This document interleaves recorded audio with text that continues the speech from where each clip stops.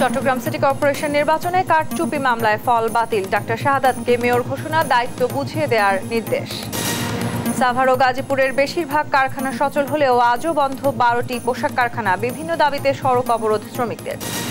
আইন শৃঙ্খলা পরিস্থিতি খুব ভালো না হলেও সন্তোষজনক বললেন স্বরাষ্ট্র উপদেষ্টা, শিগগিরই পুলিশ, বিজিবি ও আনসারের নিয়োগ। সুনামগঞ্জের ধর্মপাশায় আশ্রয়ণ প্রকল্পে আগুন, 2 নারী সহ প্রাণ গেল একই পরিবারের 6 জনের, আগুনের কারণ এখনো অজানা। উত্তরাঞ্চলে বন্যার পানি নামতে শুরু করলেও বাড়ছে ভাঙন, নিঃস্ব শত শত পরিবার, পৌঁছায়নি ত্রাণ সহযোগিতা, ভোগান্তি চরমে। দেখছিলেন দেশ জনপদ সংবাদ শিরোনাম, সঙ্গে আছি আমি তাসনুভা তন্নি। চট্টগ্রাম সিটি কর্পোরেশনের 2021-এর নির্বাচনে কারচুপির অভিযোগে করা মামলায় ফলাফল বাতিল করে বিএনপির মেয়র প্রার্থী ডাক্তার শাহাদাত হোসেনকে বিজয়ী ঘোষণা করেছেন আদালত। একই সঙ্গে আগামী 10 দিনের মধ্যে গেজেট প্রকাশের নির্দেশ দেওয়া হয়েছে। সহকর্মী একে আজিমের রিপোর্ট, জানাচ্ছেন আপন অপু। রেজাউল করিম চৌধুরীকে বাদ দিয়ে চট্টগ্রাম সিটি কর্পোরেশনের নতুন মেয়র ঘোষণা করা হলো বিএনপির প্রার্থী ডাক্তার শাহাদাত হোসেনকে। 2021 সালের 27 জানুয়ারি অনুষ্ঠিত হয় চসিক নির্বাচন। ওই নির্বাচনে মেয়র নির্বাচিত হন আওয়ামী লীগের প্রার্থী রেজাউল করিম চৌধুরী। ওই সময় ফলাফল জালিয়াতির অভিযোগ আনেন বিএনপির প্রার্থী ও চট্টগ্রাম মহানগর বিএনপির সাবেক সভাপতি ডাক্তার শাহাদাত হোসেন। এরপর 24 ফেব্রুয়ারি ফলাফল বাতিল চেয়ে দায়ের করেন মামলা। মঙ্গলবার দুপুর 12টায় নির্বাচনী ট্রাইব্যুনাল এবং চট্টগ্রামের যুগ্ম জেলা ও দায়রা জজ মোহাম্মদ খায়রুল আমিনের আদালত রায় ঘোষণা করেন। রায়ে ডাক্তার শাহাদাত হোসেনকে মেয়র ঘোষণা করেছেন আদালত। একই সঙ্গে আগামী 10 দিনের মধ্যে গেজেট প্রকাশ করতে দেয়া হয় নির্দেশ। আদালত আজকে ন্যায় বিচার এবং নিশ্চিত একটা ভুল একটা ফেক একটা সাজানো যে নির্বাচন ছিল, সেই নির্বাচনকে অবৈধ ঘোষণা করে 10 দিনের মধ্যে জনতার মেয়র শাহাদাত হোসেনকে সেই মেয়রে পদে প্রতিষ্ঠিত করার জন্য একটা রায় দিয়েছেন। আজকের এই রায়ের মাধ্যমে শুধুমাত্র আমি খুশি নয়, আজকে বাংলাদেশের 18 কোটি মানুষ যারা আজকে গণতন্ত্রবিহীন ছিল, যারা বিচার বিভাগের স্বাধীনতা থেকে তারা বঞ্চিত হয়েছে, বিভিন্নভাবে তারা ভিত্তিহীন মামলায় আজকে আসামি হয়েছে, গায়েবী মামলায় আসামি হয়েছে, বিনা কারণে তারা সাজা খেটেছে, তারা সবাই আজকে খুব খুশি হয়েছে। 2021 সালের নির্বাচনের পর রেজাউল করিম মেয়র পদে বসলেও গেল 5 আগস্ট সরকার পতনের পর দেন গা ঢাকা। পরে 19 আগস্ট রেজাউল সহ সব সিটি মেয়রকে অপসারণ করে স্থানীয় সরকার মন্ত্রণালয়। নিউজ ডেস্ক, দেশ টিভি। সাভার ও গাজীপুরের 98 ভাগ কারখানায় উৎপাদন কার্যক্রম সচল রয়েছে। সকালে দলে দলে শ্রমিকরা কাজে যোগদান করেন, তবে বন্ধ রয়েছে 12টি পোশাক কারখানা। কয়েকটি কারখানার শ্রমিকরা বিভিন্ন দাবিতে সড়ক অবরোধ সহ বিভিন্ন কর্মসূচি পালন করেছে। প্রতিনিধিদের পাঠানো তথ্যচিত্রে ফারজানা ইসলামের ডেস্ক রিপোর্ট। ঢাকা রপ্তানি প্রক্রিয়াকরণ এলাকায় 2টি ইপিজেড পুরোপুরি উৎপাদনে আছে। মঙ্গলবার সকাল থেকে শ্রমিকরা কাজে যোগ দেয়। তবে আশুলিয়ার বাইপাইল এলাকায় বার্ডস গ্রুপের শ্রমিকরা টানা 24 ঘন্টা নবীনগর চন্দ্রা মহাসড়ক অবরোধ করে বিক্ষোভ করায় সড়কটিতে দীর্ঘ প্রায় 20 কিলোমিটার যানজট সৃষ্টি হয়েছে। সাধারণ মানুষের ভোগান্তি চরমে। নিরাপত্তায় শিল্পাঞ্চলে কাজ করছেন র্যাব, বিজিবি, পুলিশ ও সেনাবাহিনীর সদস্যরা। হাজার হাজার গাড়ি, লক্ষ লক্ষ মানুষের কষ্ট, কাঁচামালের গাড়ি, এতে লাখ লাখ টাকা দেশের ক্ষতি, কোটি কোটি টাকা দেশের ক্ষতি। আমরা নিরুপায় না হয়ে আজকে এই রাস্তায় নামিছি, এই লক্ষ লক্ষ মানুষ কষ্ট পাইতেছে, তার জন্য আমরা আন্তরিকভাবে দুঃখিত। আমরা কাউরে কষ্ট দিতে চাই না, কিন্তু আমরা নিরুপায়, আমাদের জীবন এখন হুমকির মুখে হয়ে গেছে। রাস্তা ফলো করছে, এই জন্য কোম্পানির কাছে আমরা যেটা পাবো এইটা আমাদের যদি দিয়ে দেয়, তাহলে আমরা যখন দেবে আমরা এখনই রাস্তা ছেড়ে দেব। গাজীপুরে 58 ভাগ কারখানায় উৎপাদন স্বাভাবিক রয়েছে। বন্ধ রয়েছে 5টি কারখানা। সকাল থেকে বকেয়া বেতন, টিফিন বিল, নাইট বিল ও হাজিরা বোনাস বৃদ্ধির দাবিতে ঢাকা ময়মনসিংহ মহাসড়কে বিক্ষোভ করে 2টি কারখানার শ্রমিকরা। অতি শীঘ্রই তাদের দাবি মেনে নেওয়া হবে এমন প্রত্যাশা তাদের। পুরুষ লোক নিতে আসে না, কাজ জানি, সব জানি, পুরুষ লোক নেয় না। না নিলে তো আমরা কি করে খামো? আমাকে বউ চাকরি করে আমাকে খাওয়াইবো। ঘটনাগুলো বদ্ধ হয়ে যায়। আমি আমার জায়গা থেকে মনে করব যে মালিক পক্ষ থেকে যারা আমরা সাধারণ শ্রমিক আছি তারা ক্ষতিগ্রস্ত হবো বেশি। আমরা চাই যে ফ্যাক্টরিটা ভালোভাবে শান্তির মতন চলুক, আমরাও জানি কিছু জানি টাকা উপার্জন জানি করে জানি নিতে পারি, শ্রমিকটা এটাই চায়। কলকারখানা ও প্রতিষ্ঠান পরিদর্শন অধিদপ্তর গাজীপুর জেলা কার্যালয়ের তথ্য বলছে, পুরো জেলায় সব মিলিয়ে নিবন্ধিত কারখানা রয়েছে 2633টি। এর বাইরে অনিবন্ধিত কারখানা রয়েছে প্রায় 400 থেকে 500টি। যার সিংহভাগই এখন উৎপাদনে। এসব কারখানায় শ্রমিক কাজ করছেন প্রায় 22 লাখ। ফারজানা ইসলাম, নিউজ ডেস্ক, দেশ টিভি। ঢাকার আশুলিয়ায় আইনশৃঙ্খলা বাহিনীর সঙ্গে সংঘর্ষে এক শ্রমিক নিহত ও কয়েকজন আহতের ঘটনায় দুঃখ প্রকাশ করেছেন শ্রম ও কর্মসংস্থান উপদেষ্টা আসিফ মাহমুদ সজীব ভুইয়া। বলেন, ক্ষতিগ্রস্ত পরিবারকে 13 লাখ টাকা দেয়া হবে। মঙ্গলবার সচিবালয়ে সাংবাদিকদের এসব কথা বলেন তিনি। শ্রম উপদেষ্টা বলেন, গুজবকে কেন্দ্র করে বহিরাগতরা অনুপ্রবেশ ঘটিয়ে এই ঘটনার সৃষ্টি করেছে। এরই মধ্যে অনুপ্রবেশকারীদের চিহ্নিত করা হয়েছে বলেও জানান উপদেষ্টা। শ্রমিকদের মধ্য থেকে কোনো একজন অনুপ্রবেশকারী বা এরকম কেউ গুলি ছুঁড়েছিল। প্রথম গুলিটা শ্রমিকদের ভেতরে থেকে দুষ্কৃতিকারীরা ছুঁড়েছিল এবং সেখান থেকেই মূলত গোলাগুলির সূত্রপাত হয় এবং সেখানে দুঃখজনকভাবে আমাদের একজন শ্রমিক নিহত হন এবং আরো 7 জনের মতো আহত অবস্থায় এখন চিকিৎসারত অবস্থায় আছেন। আমরা তাদের চিকিৎসার দেখভাল করছি এবং আইনশৃঙ্খলা বাহিনীরও 13 জন চিকিৎসারত অবস্থায় আহত অবস্থায় আছেন। গাজীপুরের কোনাবাড়িতে ঝুট ব্যবসা নিয়ন্ত্রণ নিয়ে বিএনপির 2 পক্ষের মধ্যে সংঘর্ষ হয়েছে। ঘটনায় আহত হয়েছে বেশ কয়েকজন।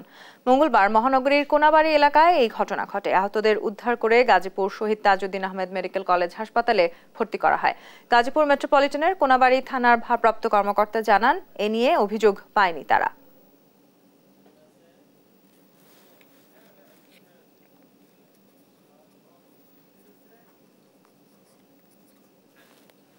গাজীপুরে আবারও দেখা দিয়েছে শ্রমিক অসন্তোষ। বিক্ষুব্ধ পোশাক শ্রমিকরা অবরোধ করে রেখেছে গাজীপুর চৌরাস্তা ও নবীনগর চন্দ্রা মহাসড়ক।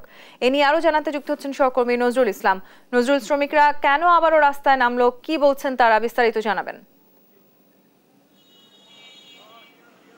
আপনি যেমনটা বলছিলেন, আপনি জানেন যে গতকাল কিন্তু 5টা থেকে অর্থাৎ এই শ্রমিকরা, পোশাক কারখানার শ্রমিকরা 3 মাসের বেতন বকেয়ার দাবিতে এবং রাস্তায় কিন্তু অবস্থান করছে এবং বিকাল 5টা থেকে এখন পর্যন্ত অর্থাৎ সারা রাত গড়িয়ে গেল, এখন আবার বিকাল হয়ে আসলো, এখন পর্যন্ত কিন্তু তারা সড়ক অবরোধ ছাড়েনি। এখন পর্যন্ত তারা সড়কে অবস্থান নিয়ে তাদের দাবির কথা বলছেন। তবে সবচেয়ে বেশি এখানে যারা বিপাকে পড়েছেন এবং দুর্ভোগে পড়েছেন, দূর দূরান্ত থেকে যে সমস্ত গাড়িগুলো যার পণ্যবাহী পরিবহন দেখেছি আমরা রাস্তার মধ্যে দাঁড়িয়ে রয়েছেন, আর তারা কিন্তু আক্ষেপ করে বলতেছেন এখন পর্যন্ত কিন্তু কোনো পুলিশ তারা রাস্তায় পায়নি, বরঞ্চ শ্রমিকরা কিন্তু এখানে অবস্থান নিয়ে কিন্তু মহাসড়ক অবরোধ করে রেখেছে। তাদের দাবি দেওয়ার ব্যাপার এখন পর্যন্ত পুলিশ কিন্তু কোনো সুরাহা করতে পারেনি। এ নিয়ে কিন্তু সাধারণ মানুষের মধ্যেও কিন্তু তীব্র ক্ষোভ আমরা দেখাচ্ছেন তারা, যে এখানে প্রায় সারা রাত্র পার হয়ে গেল এবং আপনার সকাল থেকে এখন পর্যন্ত সড়ক অবরোধ করে কিন্তু শ্রমিকরা তাদের দাবি দেওয়া আদায় করছেন। এখন পর্যন্ত ইন্ডাস্ট্রিয়াল পুলিশ বা কেউ কিন্তু এই সড়ক অবরোধ সরিয়ে দেওয়ার আমরা দেখতে পাচ্ছি না। তো এখানে কিন্তু আপনার সারি সারি গাড়ি আপনি আমার পিছনটা দেখতে পাবেন, যে এখানে ফ্লাইওভার উপর থেকে শুরু করে আশপাশের যে এলাকা আছে সম্পূর্ণ এলাকা কিন্তু গাড়ি দাঁড়িয়ে রয়েছে এবং আপনার বিভিন্ন দূর দূরান্ত থেকে যে রুগীরা রয়েছে তারাও কিন্তু এখানে আটকা পড়েছেন। তো আমরা এই ব্যাপারে 2-1 জনের সাথে কথা বলার চেষ্টা করব, যে আপনারা কি অবস্থায় আছেন, দেখছেন কি অবস্থা। কালকে 5টা থেকে অবস্থা আটকে রয়েছে, জাম, মানুষ কত ভোগান্তি হইতেছে। আমরা তো সাধারণ মানুষ, আমরা তো শ্রমিক কর্ম করে খাইতেছি। যে অবস্থা রাস্তাঘাটে যে অবস্থা হয়েছে সিরিয়াস হইতেছে, এমনকি মানবন্ত কোনো জাম, পুরাটা জাম হয়ে গেছে। বিআরটিসিতে একজন লোক মারা গেছে, অসুস্থ লোক, অ্যাম্বুলেন্সটা পর্যন্ত আটকেন না, কোনো সুযোগ সুবিধা হয় না। কালকে থেকে মানুষের না খেয়ে আছে, না খায় পুরো টাকা পয়সা কিছু নাই, যে এর মতন আটকে রাখছে রাস্তাঘাট, কোনো ছাড়তেছে না। 4-5 জন মহিলার এই অবস্থা করতেছে। সকাল থেকে আমরা অবস্থা ভোগাইতেছি, সাধারণ মানুষও ভুগতে আছে। আপনি শুনলেন, এরকমই কিন্তু সাধারণ যে গাড়ির চালক তারা কিন্তু বলতেছে, এইভাবেই তাদের মানে দুর্ভোগের কথাগুলো সাধারণ মানুষকে বলার চেষ্টা করছে। তো আমরা দেখতে পেয়েছি কিন্তু কয়েক কিলোমিটার দূরে, এখানে আশপাশে কিন্তু কয়েক কিলোমিটার দূরে অর্থাৎ ঢাকা ময়মনসিংহ মহাসড়ক সম্পূর্ণই কিন্তু আপনার ব্লক হয়ে রয়েছে। এখানে কিন্তু সাধারণ যে মানুষ রয়েছেন এবং তারা কিন্তু বিপাকে পড়েছেন। পাশাপাশি যে শ্রমিকরাও তারা জানিয়েছেন যে এখানে কিন্তু শ্রমিকদের যে দাবি, তারা 3 মাসের মাসের যে বেতন বকেয়া রয়েছে সেটা কিন্তু তারা আদায় করার চেষ্টা করছেন এবং তারা কিন্তু রাস্তায় অবস্থান নিয়ে তারাও কিন্তু এখানে কালকে থেকে কিন্তু সাধারণ যে শ্রমিক, খেটে খাওয়া শ্রমিক, তারাও কিন্তু দাবি দেওয়া নিয়ে কিন্তু রাস্তায় অবস্থান করছেন। তারাও কিন্তু জানিয়েছেন যে তারাও কিন্তু দুর্ভোগে রয়েছে। 3 মাসে তারা মানে মানবতার জীবনযাপন করে কিন্তু এখন শেষ পর্যায়ে তারা রাস্তায় এসে অবস্থান নিয়েছেন। তো আমরা যেখানটায় দাঁড়িয়ে রয়েছি বগুড়া বাইপাস এলাকা, এখানে আমরা কালকে 5টা থেকে এখন পর্যন্ত কিন্তু যে মানুষ, সাধারণ যে শ্রমিকরা, তারাও কিন্তু রাস্তায় অবস্থান নিয়েছেন এবং তাদের কোনো আশ্বাস না দেওয়ার ফলে কিন্তু তারা এখনো রাস্তায় অবস্থান করছেন। তো আমার কাছে এই ছিল বগুড়া বাইপাস থেকে সর্বশেষ। নজরুল, আপনাকে ধন্যবাদ। দর্শক, আমাদের সহকর্মী নজরুল ইসলাম যুক্ত হয়েছিলেন গাজীপুর থেকে, সেখানে শ্রমিক অসন্তোষে সড়ক অবরোধের সবশেষ খবরাখবর জানাচ্ছিলেন। সাভারের রানা প্লাজা ধসে 1135 জন নিহতের ঘটনায় করা হত্যা মামলার প্রধান আসামি সোহেল রানাকে 6 মাসের জামিন দিয়েছেন হাইকোর্ট। মঙ্গলবার বিচারপতি আতাউর রহমান ও AKM হাফিজুল আলমের হাইকোর্ট বেঞ্চ এই আদেশ দেন। একই সাথে তাকে কেন স্থায়ী জামিন দেয়া হবে না জানতে চেয়ে রুলও জারি করেছেন আদালত। আগে রানাকে জামিন দিয়েছিল হাইকোর্ট, পরে জামিনের বিরোধিতা করে আপিল বিভাগে আপিল করে রাষ্ট্রপক্ষ। সে আবেদনের শুনানি নিয়ে 6 মাসের মধ্যে বিচারিক আদালতকে মামলা নিষ্পত্তির নির্দেশ দেন আপিল বিভাগ। আপিল বিভাগের সেই নির্দেশনা বাস্তবায়ন না করায় পুনরায় হাইকোর্টে জামিনের আবেদন করেন আসামি রানা। সে আবেদনে সাড়া দিয়ে 6 মাসের জামিন দিয়েছেন হাইকোর্ট। উল্লেখ্য, 2013 সালে রানা সাভারের আলোচিত রানা প্লাজা ধসে মারা যায় 1135 জন। ওই ঘটনায় রানাকে প্রধান আসামি করে হত্যা মামলা দায়ের করে সাভার থানার SI আলী আশরাফ। ওই মামলার সাক্ষ্য গ্রহণ চলছে বিচারিক আদালতে। এখন পর্যন্ত 93 জনের সাক্ষ্য গ্রহণ করেছে আদালত। রাষ্ট্রপক্ষ বলছে রানার জামিনের বিরুদ্ধে আপিল করা হবে। এত আলোচিত মামলা, যে মামলাটি ইতিমধ্যে রানা প্লাজার অন্যান্য আসামির জামিন পেলেও রানাকে কখনো জামিন দেওয়া হয় নাই। আজকে আমাদের হাইকোর্ট মাননীয় আদালতে একটি শুনানিকালে সোহেল রানা জামিন মঞ্জুর করেছে। যেহেতু এই গ্রাউন্ডে মঞ্জুর করেছে, পূর্ববর্তী একবার তার জামিন হওয়ার পরে অ্যাপিলেট ডিভিশনে সে জামিনটা স্থগিত হয়। পরবর্তীতে অ্যাপিল বিভাগ নির্দেশ দেয় বিচারিক আদালতে যেন 6 মাসের মধ্যে বিচার কাজ নিষ্পত্তি করে।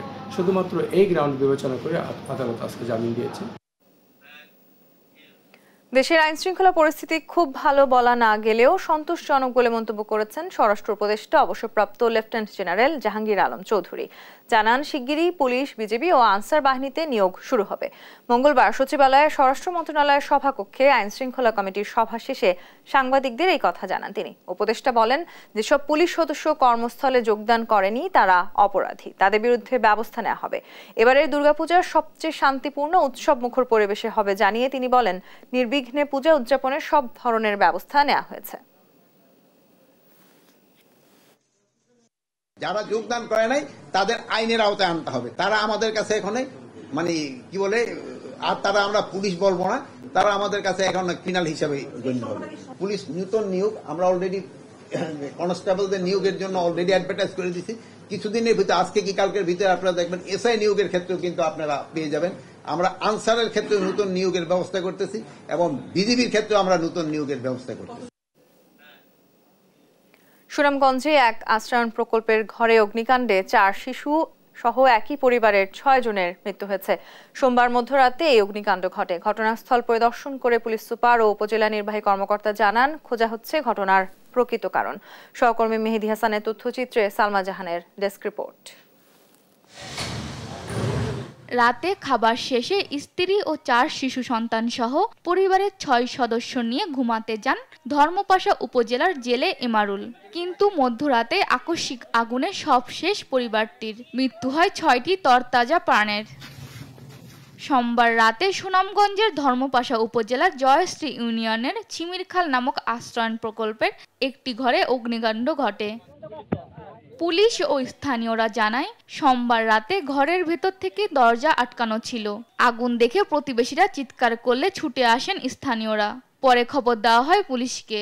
এ সময় আগুন নিভিয়ে পুলিশ ও স্থানীয়রা ঘরের দরজা ভেঙে ঘরে ঢুকে। ততক্ষণে পুড়ে অঙ্গার স্বামী, স্ত্রী ও তাদের 4 সন্তান। ডাকতেছে যে ভাই ভাই মামা মামা কয়কিটা কয়েছে গরু তো আগুন লেগে গেছে গা, তাড়াতাড়ি লোন। তখন আমি বুঝলাম যে গরু যদি আগুন লেগে যায় তো 60টা উড়ে দিলে তো কোনো অসুবিধা। কাপড় এগুলো আমি খুললেছি, খুললে আমার মোবাইলটা তুই আমার লাইটটা লিয়ে আমি দৌড় দিয়েছি। আই দেখি যে স্যার ঘরের ভিতরে কুণ্ড আরম্ভ হয়ে গেছে আগুনের। ঘটনাস্থল পরিদর্শন করে পুলিশ সুপার ও উপজেলা নির্বাহী কর্মকর্তা জানান, তদন্ত শেষে জানানো যাবে আগুন লাগার কারণ। আমরা গিয়ে দেখি যে ওখানে যে 6 জন যারা মারা গেছেন তাদের লাশগুলো আসলে কোনো কিছু অবশিষ্ট নেই, চেনার কোনো সুযোগ নেই, এক কথা বলতে বিধ্বস্ত। সিআইডির ক্রাইম সিন ইউনিট ওরা রওনা দিয়েছে, পিবিআর তদন্ত টিমে রওনা দিয়েছে। ওরা আসলে পরে আমরা আসলে সবাই মিলে জিনিসটা দেখে এবং আশপাশের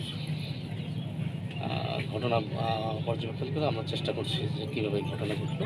এই ঘটনার তদন্ত নিশ্চিতে যুক্ত হচ্ছেন সিলেটের একটি সিআইডি দলও। নিউজ ডেস্ক, দেশ টিভি। তিস্তায় বন্যার পানি কমতে শুরু করলেও উত্তরাঞ্চলে বাড়ছে নদী ভাঙন, নিঃস্ব হচ্ছে শত শত পরিবার। এখনো পৌঁছায়নি ত্রাণ সহযোগিতা, ভোগান্তি চরমে। সহকর্মীদের পাঠানো তথ্যচিত্রে সালমা জাহানের ডেস্ক রিপোর্ট। তিস্তার পানি কমায় ধীরে ধীরে নামতে শুরু করেছে বন্যার পানি, তবে বাড়ছে ভাঙন, অসহনীয় ভোগান্তিতে স্থানীয়রা। লালমনিরহাটে তিস্তার পানি কমলেও দেখা দিয়েছে নানা রকম জটিলতা। তীব্র ভাঙনে নিমিষে বিলীন হচ্ছে বসতভিটা, আমন ক্ষেত। গত 4 দিন ধরে পানি আসার কারণে বন্যায় তো বাড়িঘরগুলো তলে গেছে, তার সাথে পানির টানার সাথে সাথে বেশ কয়েকটা পয়েন্টে ভাঙন শুরু হয়েছে। ভাঙতি তো মনে করো আগভাগে ভাঙে, ফির আগভাগে বাঁধা যায়, ফির পেছনে ভাঙে, এইভাবে ভাঙতে এসে নদী এখনো ভাঙতে এসে বস্তা মানে ভাঙি যাইতেছে, তার পেছনে যে বাড়িঘর ছিল সবগুলো ভাঙি যাইতেছে। বাড়িঘর মানে যে আমাদের নিয়ে এক জায়গায় থবো তার কোনো সময় নাই। তবে পানি উন্নয়ন বোর্ড বলছে জিও ব্যাগ ফেলে ভাঙন প্রতিরোধের চেষ্টা করা হচ্ছে। পানির এই ওঠানামার কারণে আমাদের তিস্তা নদীর বেশ কিছু পয়েন্টে ভাঙন দেখা দিয়েছে। এর মধ্যে উল্লেখযোগ্য হচ্ছে আমাদের মহেশকোসা, গরিবুল্লাপাড়া, বাহাদুরপাড়া, হরিণচড়া, খনিয়াগাছ, রাজপুর, তাজপুর এবং চিনাতুলিতে। এসব তথ্য আমরা ঊর্ধ্বতন দপ্তরে প্রেরণ করেছি। আমরা অনুমতি সাপেক্ষে জিও ব্যাগ বালি ভর্তি করে ভাঙন প্রশমন করার চেষ্টা করে যাচ্ছি। এদিকে কুড়িগ্রামে রাজারহাট, উলিপুর, চিলমারি উপজেলার 50টি গ্রাম বন্যা কবলিত হয়। পানিবন্দী অন্তত 1,500 পরিবার। তিস্তা অববাহিকার বন্যা পরিস্থিতির অনেকটাই উন্নতি হয়েছে, তবে পানি কমার সাথে সাথে তীব্র হয়েছে তিস্তা পাড়ের ভাঙন। এতে ব্যাপক ক্ষতির মুখে নদী পাড়ের বাসিন্দারা। 2 দিকে নদী ভাঙনে এই অঞ্চলে বাড়ি ঘর দুয়ার যা মানুষ খুব দুর্ভোগ কষ্টে আছে, ফাঁকা মাঠে আছে আর কি, জায়গা জমি কোথাও নাই যে কোনখানে বাড়ি করবে। সরকারি কোনো সহায়তা পায় নাই আজ পর্যন্ত। এখন আমরা কোথায় যাব? বাড়ি ঘর ভাঙি চুরি এখানে ফেলে থুয়েছি, হ্যাঁ, অস্থায়ী অবস্থা হয়ে আছি। হাজার হাজার বাড়ি ঘর দুয়ার আছে, সব বিলীন হয়ে যাবে। এবং যাত্রাপুর বাজার আমাদের পাশেই, বিজিবি ক্যাম্প আমাদের পাশেই আছে, তারপরে প্রাইমারি স্কুল আছে সরকারি। এগুলোর জন্য সরকার জন্য দ্রুত একটু কাজ করলে আমাদের এলাকাটা একটু হলেও সেভ হবে। রংপুরেও তিস্তার পানি নামতে শুরু করেছে, তবে দুর্ভোগ কমেনি। ফসলি জমি, বসতভিটা যাচ্ছে নদীগর্ভে। দিশেহারা হয়ে পড়েছে চরাঞ্চলের বাসিন্দারা। আমাদের বন্যায় পাকা রাস্তাঘাট সব ভাঙি ছড়িয়ে গেছে। এখন গাড়িও চলে না, ইস্কাও চলে না, কিছুই চলে না। আমরা যাওয়া ইচ্ছা করবো কি দিয়ে? বাড়িঘর ভাঙি গেছে, মেলা ক্ষয়ক্ষতি হয়েছে, আমরা তো রাইতে ঘুমাইতে পারি না। দক্ষিণাঞ্চলের বন্যা মোকাবিলায় যেভাবে সারা দেশ জেগেছিল, উত্তরাঞ্চলের ঠিক একইভাবে সবাই মানবিক হবে, এমন প্রত্যাশা স্থানীয়দের। সালমা জাহান, নিউজ ডেস্ক, দেশ টিভি।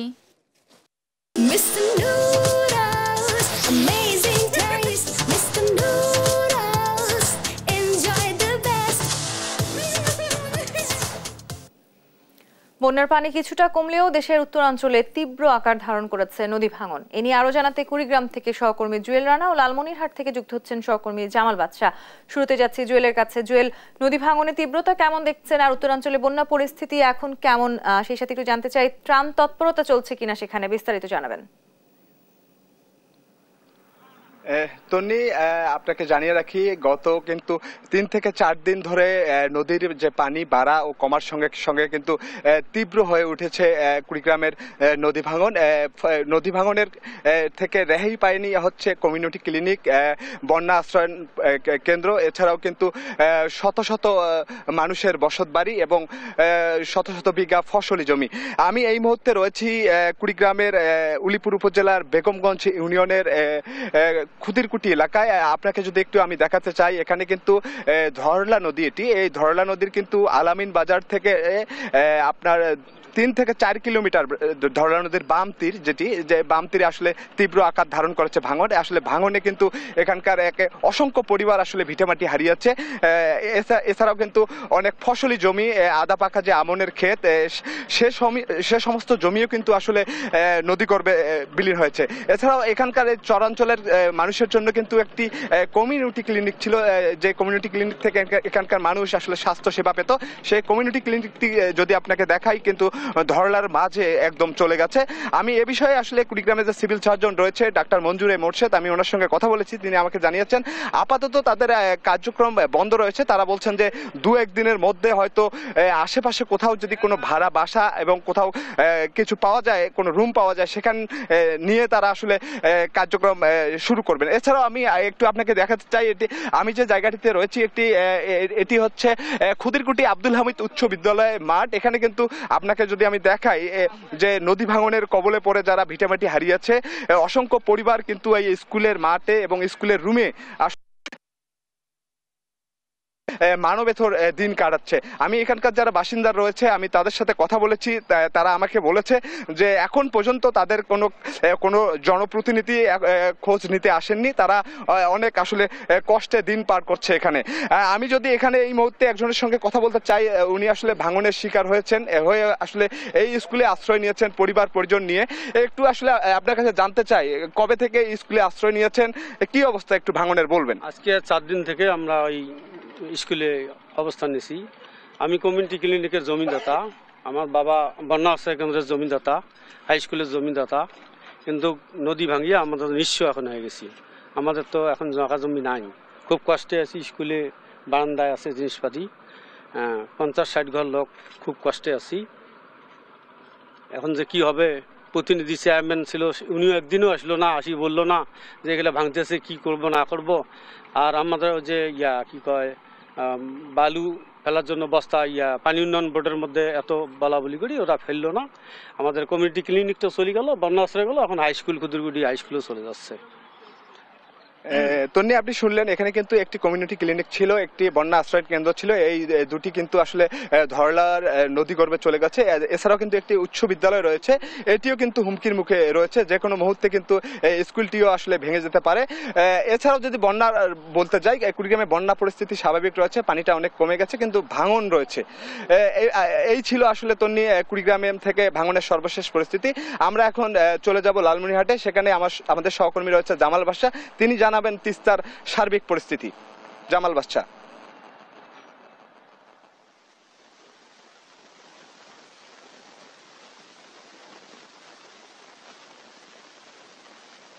পানি কিন্তু বিপদসীমা থেকে 60 সেন্টিমিটার নিচ দিয়ে প্রবাহিত হচ্ছে। তবে বিপদসীমার নিচ দিয়ে প্রবাহিত হলেও কিন্তু তিস্তার যে অববাহিকা রয়েছে ডান এবং বাম তীর, সেই দুই তীরেই কিন্তু আসলে প্রায় 20টি পয়েন্টে তীব্র ভাঙন দেখা দিয়েছে। আমরা গতকালকে লালমনিরহাট সদর উপজেলার হরিণচর এবং আজিকমাটি উপজেলার মহিষকোটা এবং হাতিবান্ধা উপজেলার বর্দিমারে সহ বেশ কিছু অঞ্চল ঘুরে দেখেছি।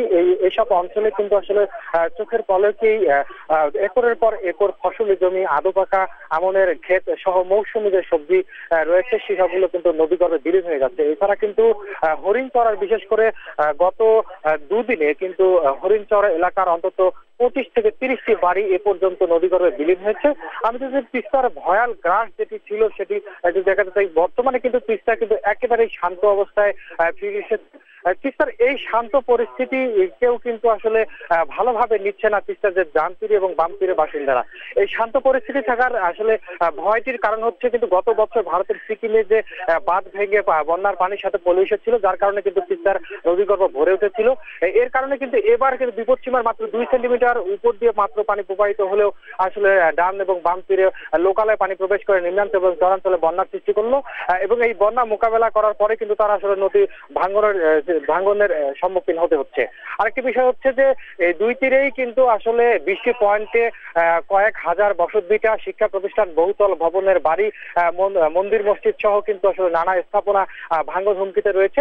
পানি উন্নয়ন বোর্ডের সাথে আমরা কথা বলেছি, তারা যেটি জানিয়েছেন যে জিও ব্যাগ ফেলে কিন্তু তারা ভাঙন প্রতিরোধের চেষ্টা করবে। আসলে এটি কিন্তু আসলে অতি নগণ্য বলে দাবি করছেন নদী তীরবর্তী বাসিন্দারা। তারা আরেকটি বিষয় জানাতে চাই যে গত 4 দিন যে এই বন্যা কবলিত মানুষজন ছিল, সেই মানুষজন কিন্তু আসলে গত 4 দিন সেভাবে কোনো সহায়তা পায়নি। তবে গতকালকে বিভিন্ন সামাজিক সাংস্কৃতিক সংগঠনগুলো কিন্তু ত্রাণ দিতে শুরু করেছে এবং আজকে কিন্তু লালমনিরহাটে যে বিএনপি রয়েছে, বিএনপি নেতাকর্মীরা কিন্তু বিভিন্ন বন্যার্ত এলাকাগুলোতে ত্রাণ দিতে শুরু করেছে। এছাড়া আসুন্না ফাউন্ডেশন নামে যে সংগঠন রয়েছে তারা কিন্তু আসলে ত্রাণ দিচ্ছে।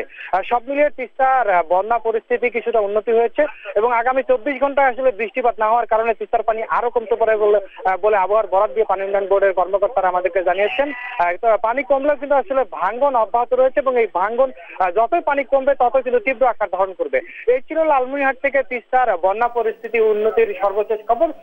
তন্নি, ধন্যবাদ আপনাদের। দর্শক, আমাদের সহকর্মী জুয়েল রানা এবং জামাল বাদশা যুক্ত হয়েছিলেন কুড়িগ্রাম এবং লালমনিরহাট থেকে, সেখানকার বন্যা পরিস্থিতির সবশেষ জানাচ্ছিলেন। নার্সিং কর্মকর্তাদের পদায়নের এক দফা দাবিতে সারা দেশে কর্মবিরতি পালন করেছে নার্সিং ও মিডওয়াইফারি সংস্কার পরিষদ। নার্সিং ও মিডওয়াইফারি অধিদপ্তর এবং বাংলাদেশ নার্সিং মিডওয়াইফারি কাউন্সিল থেকে প্রশাসন ক্যাডার কর্মকর্তাদের প্রত্যাহারের দাবিতে এই কর্মসূচি পালন করেন তারা।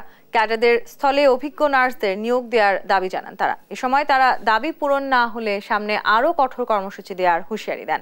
সহকর্মীদের পাঠানো তথ্যচিত্রে Tumpa আফরোজের desk report.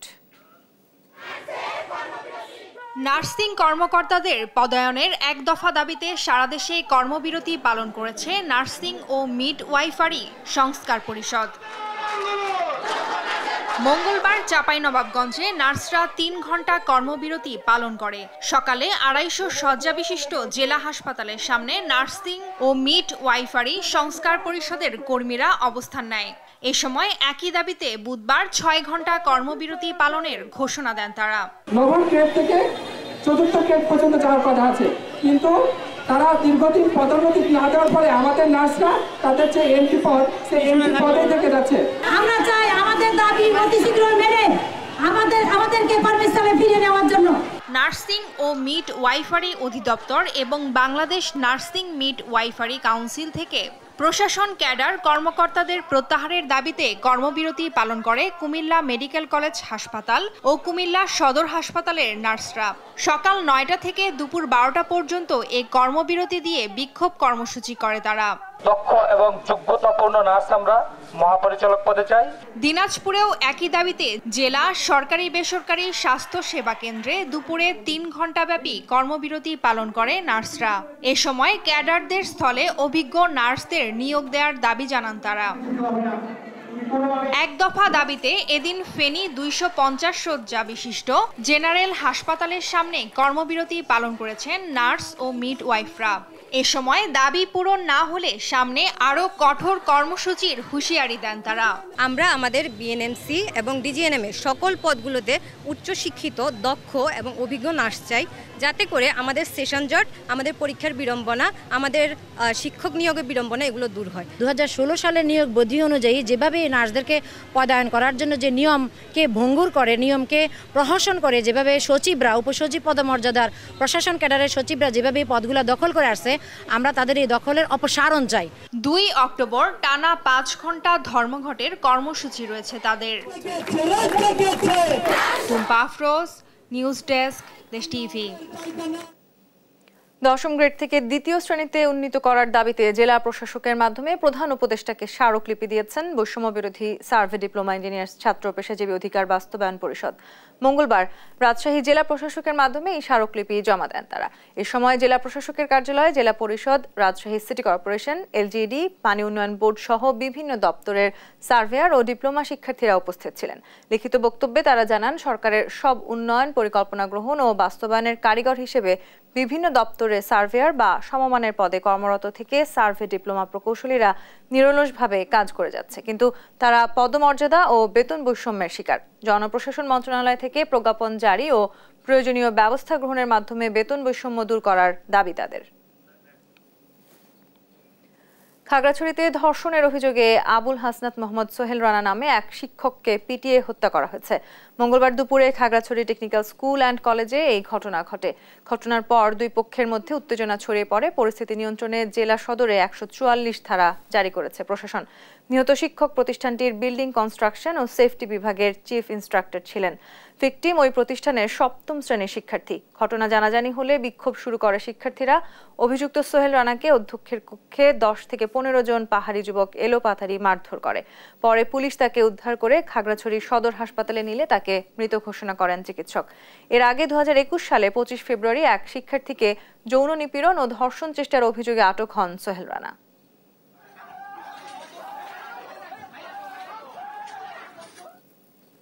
Mob justice নাম দিয়ে করা হচ্ছে সহিংসতা, আর এতে ভীতি ছড়িয়েছে গোটা দেশ জুড়ে। এমন অন্যায় কার্যক্রম ছাত্র জনতার গণঅভ্যুত্থানের চেতনা বিরোধী বলে জানিয়েছে আন্দোলনকারীরা। একই সাথে এমন কর্মকাণ্ডের নিন্দা ও প্রতিবাদ জানিয়েছে সচেতন মহল। অন্তর্বর্তীকালীন সরকারের উপদেষ্টা ডক্টর এম সাখাওয়াত হোসেন বলেছেন, বিচার বহির্ভূত যে কোনো অনাকাঙ্ক্ষিত কার্যক্রম কঠোর হস্তে দমন করবে সরকার। বিস্তারিত শফিক মুন্সির রিপোর্টে। দরজা ভেঙে কোনো কথা নাই, 20-25 শুধু অ্যাটাক, পায়ে হাতুড়ি দিয়ে পিটিয়ে রড ঢুকায় আমার একসময় বিবস্ত্র করে ফেলে। ঢাকা বিশ্ববিদ্যালয়ের তোফাজ্জলের মতো পরিণতির হাত থেকে ভাগ্যক্রমে বেঁচে গেছে বরিশাল বিশ্ববিদ্যালয়ের রুম্মান হোসেন। শুধু শারীরিক আঘাত করেই ক্ষান্ত হয়নি হামলাকারীরা, লুটপাট করে নিয়ে গেছে তার নগদ অর্থ, মোবাইল ফোন সহ আরও অনেক কিছু। ছাত্র জনতার গণঅভ্যুত্থানের পর মব জাস্টিসের নামে দেশের আনাচে কানাচে ঘটছে নানা রকম সহিংসতার ঘটনা। বিশেষ করে পিটিয়ে মেরে ফেলার মতো ঘটনায় বাড়ছে উদ্বেগ। মব জাস্টিসকে গণ আন্দোলনের চেতনা বিরোধী বলে আখ্যা দিয়েছেন আন্দোলনকারীরা। 24-এর যে জুলাই অভ্যুত্থান বা গণ অভ্যুত্থান যেটাকে আমরা বলি, এর যে মূল স্পিরিট বা চেতনা, এটা কিন্তু পুরোপুরি এই যে মব জাস্টিস বা বিচার বহির্ভূত যে নির্যাতন বা হত্যা, এটার পুরোপুরি বিপরীতে। এটা একটা মধ্যযুগীয় একটা বর্বরতা, এটা কোনোভাবেই একটা সভ্য সমাজে চলতে পারে না। বিচার বহির্ভূত এসব হত্যা নির্যাতনের ঘটনায় তীব্র নিন্দা জানিয়েছে সচেতন মহল। এটা সমাজের জন্য কখনোই ভালো না, কিন্তু এই জিনিসটা আসে কেন? দীর্ঘদিনের অনাচার, অবিচার, বিচারহীনতার সংস্কৃতি, সেই জিনিসটা থেকে মানুষের বিচারের প্রতি অনাস্থা, এই জিনিসটাই হচ্ছে এই মব জাস্টিস বলেন বা অন্য নাম বলেন, এটার কারণ। বাংলাদেশের সর্বশ্রেষ্ঠ বিদ্যাপীঠ, যেখানে মেধাবী ছাত্ররা পড়ালেখা করে, সেই সমস্ত জায়গায় যদি সেই আগের মতোই, সেই 22-এর মতো, 21-এর মতো, 18-এর মতো হত্যাযজ্ঞ চলে, বিচার বহির্ভূত, জাতিকে হতাশ করে। হাসিনার পতনের পর থেকে এ পর্যন্ত সহিংসতায় কেবল বরিশালে প্রাণ গেছে 3 জনের। গুরুতর আহত হয়ে হাসপাতালে ভর্তি হয়েছেন কমপক্ষে 12 জন। মব জাস্টিসের নামে যে কোনো ধরনের সহিংসতা ঠেকাতে উদ্যোগের কথা জানিয়েছেন সরকারের এই উপদেষ্টা। এটা হতে পারে না, it has to be law and order এবং আইনের মধ্যে চলতে হবে সবাইকে। যদি না চলে, তার বিরুদ্ধে শক্ত অ্যাকশন নেওয়া উচিত। নতুন বাংলাদেশ বিনির্মাণে সবাইকে আরও সজাগ থাকার আহ্বান জানিয়েছেন বিশেষজ্ঞরা। শফিক মুন্সি, দেশ টিভি, বরিশাল। অবসরপ্রাপ্ত সশস্ত্র বাহিনীর সদস্য ও তাদের পরিবারের সদস্যদের জন্য মেডিকেল ডিসপেন্সারি উদ্বোধন করেছেন সেনাপ্রধান লেফটেন্যান্ট জেনারেল ওয়াকারুজ্জামান। মঙ্গলবার বেলা 11টায় শরীয়তপুর, ঝিনাইদহ সহ 30টি জেলায় এই ডিসপেন্সারি উদ্বোধন করেন সেনাপ্রধান। শরীয়তপুর পৌরসভার বীর মুক্তিযোদ্ধা জানে আলম মুন্সির বাড়িতে ও ঝালকাঠির ব্র্যাক মোড় এলাকায় ডিসপেন্সারি স্থাপন হয়। এই ডিসপেন্সারির মাধ্যমে অবসরপ্রাপ্ত সশস্ত্র বাহিনীর সদস্য ও তার পরিবারের সদস্যরা প্রাথমিক চিকিৎসা শেষে বিনামূল্যে ওষুধ পাবেন। রোববার থেকে বৃহস্পতিবার সকাল 10টা থেকে দুপুর 2টা পর্যন্ত চলবে এই সেবা কার্যক্রম।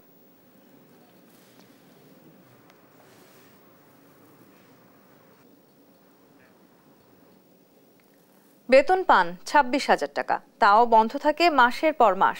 তারপরও গত 5 বছরের ব্যবধানে কোটি কোটি টাকার মালিক বনে গেছেন মেহেরপুর পৌরসভার পাম্প চালক হাফিজুল হক। গড়েছেন স্ত্রী, সন্তান ও নিজের নামে একাধিক বাড়ি, জমি সহ অঢেল সম্পদ, যার সবই করেছেন মেহেরপুরের জনপ্রশাসন মন্ত্রী ফরহাদ হোসেন ও তার ভাই মৃদুল হোসেনের প্রভাবে অবৈধভাবে।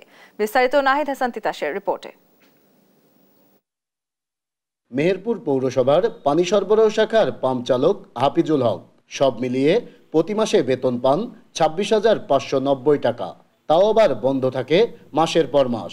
তারপরেও গত 5 বছরের ব্যবধানে কোটি কোটি টাকার মালিক বনে গেছেন পাম্প চালক হাফিজুল হক। আর এর সবই করেছেন জনপ্রশাসন মন্ত্রী ফরহাদ হোসেন ও তার ভাই মৃদুল হোসেনের প্রভাবে। অবৈধভাবে মেহেরপুর জেলার বিভিন্ন স্থানে গড়েছেন স্ত্রী, সন্তান ও নিজের নামে একাধিক বাড়ি, জমি সহ অঢেল সম্পদ। আমাদের নতুন যে ট্রিটমেন্ট প্ল্যান্ট ওখানে কর্মরত আছে, ওখানে উনি শিফট হিসাবে ডিউটি করে। 2-3 বছরের ভেতরে সে 10 থেকে 12 কোটি টাকার মালিক। সে আমাদের পৌরসভা থেকে, স্টোরে থেকে বিভিন্ন মালামাল নিয়ে এসে বিভিন্ন জায়গায় বেচা কেনা করে। মন্ত্রী মহোদয়ের ছোট ভাই এবং তার মামা পোল্ট্রি খোকন এদেরকে ব্যবহার করি সে ব্যাপক হারে মানে বিভিন্ন জায়গায় জমি জায়গা দখলদারিত্ব করি, সে ব্যাপক জমি করেছে। তবে অবৈধ সম্পদ অর্জনের বিষয়টি অস্বীকার করে হাফিজুল হক বলছেন, তার বিরুদ্ধে তোলা সকল অভিযোগ মিথ্যা ও ভিত্তিহীন। কোনো সত্যতা নাই। আপনারা যদি সত্যতা দেখতে চান, ওই যে বলছেন জমিগুলো আছে, আমি আপনাকে দেখাই দেবো এই জমিগুলো নাই। ওই জমিতে চলেন, মালিককে চাও দেখিয়ে দেন যে এবার ওই মালিক আমি একসময় ছিলাম, কিন্তু এখন কে মালিক আপনি সেটা দেখেন। আর পৌর কর্তৃপক্ষ বলছে এ ধরনের কোনো বিষয় জানা নেই তাদের। লিখিত অভিযোগ পেলে ঊর্ধ্বতন কর্তৃপক্ষের মাধ্যমে ব্যবস্থা নেবেন তারা। আমার কাছে এখনো কোনো অভিযোগ আসে নাই। এইটা তো আসলে দুদকের কাজ, এটা আমরা দুদককে বা যথাযথ কর্তৃপক্ষকে পাঠিয়ে দিব, সে যথাযথ কর্তৃপক্ষের মাধ্যমে ব্যবস্থা নিব আমরা। পৌরসভার পাম্প চালক হয়েও কিভাবে এত অল্প সময়ে অঢেল সম্পদের মালিক হলেন হাফিজুল, তা খতিয়ে দেখে তার বিরুদ্ধে ব্যবস্থা নেওয়ার দাবি স্থানীয়দের। নাহিদ হাসান তিতাস, দেশ টিভি। কুমিল্লায় শ্রদ্ধা আর ভালোবাসায় উদযাপিত হয়েছে বিখ্যাত সঙ্গীতজ্ঞ সুর সম্রাট শচীন দেব বর্মনের জন্মদিন।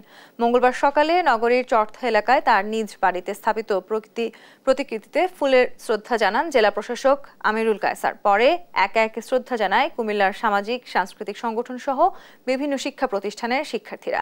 এরপর জেলা প্রশাসকের কার্যালয়ে হয়ে আলোচনা সভা। বক্তারা স্মৃতিচারণে তুলে ধরেন শচীন দেব বর্মনের কর্মময় জীবন। 1906 সালের 1 অক্টোবর কুমিল্লা নগরীর দক্ষিণ চর্থায় জন্ম নেন শচীন দেব বর্মন। বিংশ শতাব্দীতে ভারতীয় বাংলা ও হিন্দি গানে সঙ্গীত পরিচালক, সুরকার, গায়ক ও লোকসঙ্গীত শিল্পী হিসেবে উপমহাদেশে আলোড়ন তোলেন এই কিংবদন্তি। দেশ জনপদ সংবাদ শিরোনাম জানিয়ে দিচ্ছি আরো একবার।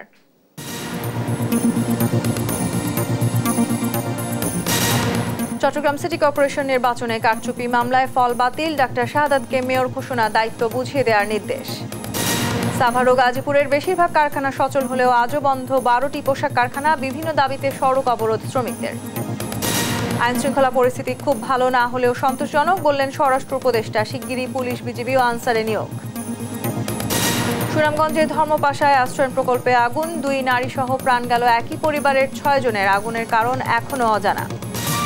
উত্তরাঞ্চলে বন্যার পানি নামতে শুরু করলেও বাড়ছে ভাঙন, নিঃস্ব শত শত পরিবার, পৌঁছায়নি ত্রাণ সহযোগিতা, ভোগান্তি চরমে। এই ছিল এখনকার দেশ জনপদ সংবাদ। পরের বুলেটিন দেখার আমন্ত্রণ রইল। এছাড়া দেশ টিভির সর্বশেষ সব খবর পেতে ভিজিট করুন www.desh.tv। ফেসবুকে আমাদের সঙ্গে যুক্ত থাকুন দেশ টিভি অথবা দেশ টেলিভিশন পেজে। সর্বশেষ সব ভিডিও পেতে ইউটিউবে আমাদের হ্যান্ডেল @দেশ টেলিভিশন অথবা @দেশ টিভি নিউজ লিখে সার্চ করুন। ধন্যবাদ।